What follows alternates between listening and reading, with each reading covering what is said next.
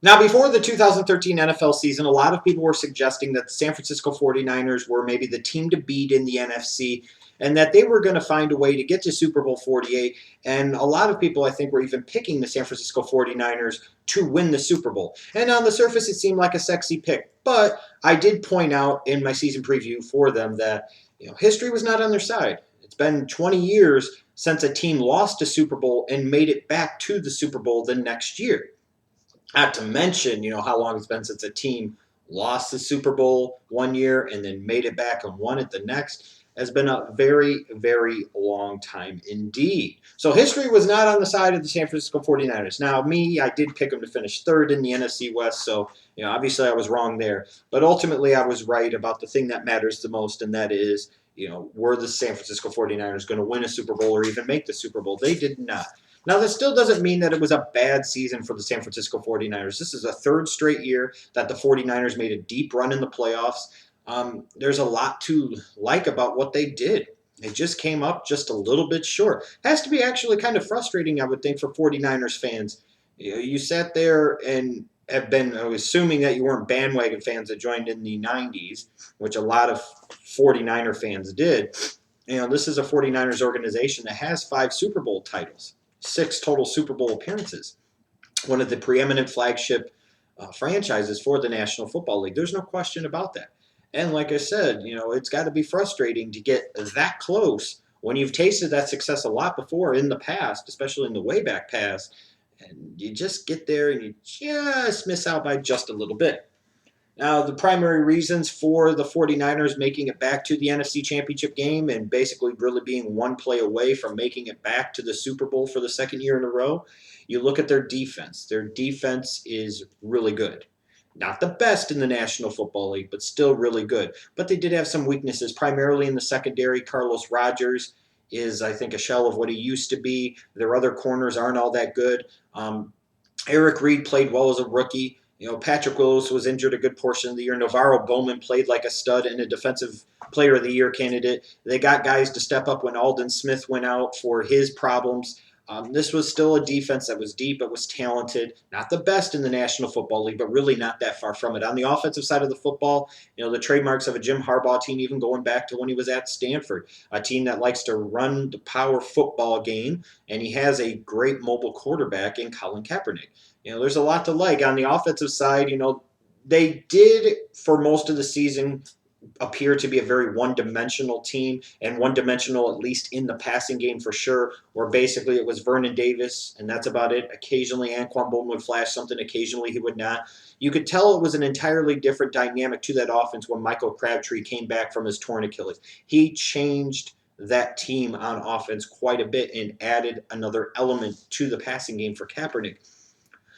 But when you look at the 49ers, I think one of the major reasons, there were 2 real reasons why they lost in the NFC Championship game to the Seattle Seahawks. And no, the NFL being rigged is not one of them, and I'll touch on that in a moment. When you look at them from the offensive side of the football, they really miss not having that vertical down the field threat in the passing game. You've got Crabtree, you've got Anquan Bolden, 2 what I think are very similar possession type of receivers. You've got Vernon Davis, who obviously can stretch opposing defenses, but that's your tight end. What they lack is that wide receiver on the outside, whether it's a guy on the outside or a guy in the slot, that can also stretch opposing defenses vertically. They need that. They missed that. Early on in the season, the 49ers scuffled a lot. They were like 2-3. Their offensive line wasn't blocking that well. Kaepernick wasn't playing that well. But at the end of the season, when you looked at them offensively, you could see where not having that vertical threat on the outside at wide receiver really hurt this team. And then defensively, their secondary, like I said, was not the strongest, but they still played at an elite level. Now, I do want to address what I've seen over the past couple of weeks. A lot of 49er fans, the butthurt has run very strong with them in suggesting and indicating that they feel like the NFC Championship game was rigged because their team lost. They feel like they have these indications that it was rigged and it was rigged, so therefore that's why their team lost, and all of this other skip and whoop-de-whoop. It's amazing when your team wins, they're just bad calls or lucky breaks. But when you lose, your team loses, it's rigged and the NFL is out to get you and they don't want to see the 49ers back in the Super Bowl. Why would they not want to see the 49ers back in the Super Bowl if you really think about it? A marquee preeminent franchise in the National Football League and the NFL doesn't want them in the biggest game of the season? I find that very hard to believe. Now, keep in mind, if we want to go on the conspiracy theory thing, let's look back at Super Bowl 47 and the power outage that happened in the second half that clearly allowed the San Francisco 49ers to get themselves back in the game. They were getting blown out. They were getting destroyed by the Ravens. But let's not talk about the power outage. Let's not talk about the NFC divisional round where they had several calls go their way against the Carolina Panthers. You know, the 12 men in the huddle that didn't get called, where it immediately led to a touchdown towards the end of the first half, a play that shouldn't have happened because that penalty should have been called. That should have pushed the 49ers 5 yards further back. But let's not talk about that. Let's not talk about the headbutts that didn't get called. Let's not talk about all the taunting that Anquan Boldin in particular was doing that didn't get called.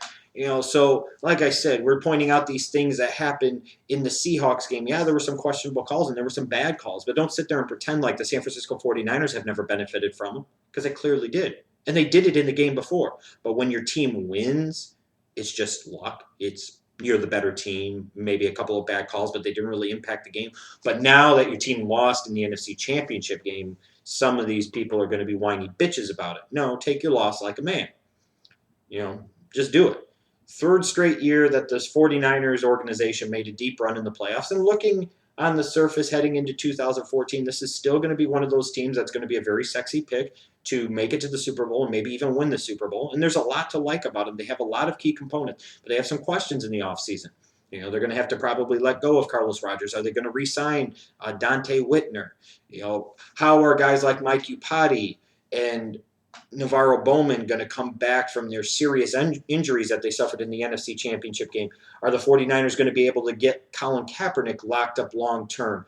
Are they going to retain Anquan Boldin? Are they going to be able to find a vertical threat at wide receiver in the passing game? Is Frank Gore nearing the end of his run? So there's a lot to like about the 49ers heading into 2014, but there are some questions. It'll be very interesting to see how this offseason plays out for them. I'm not about to crown their ass, because they've still got a ways to go, in my opinion.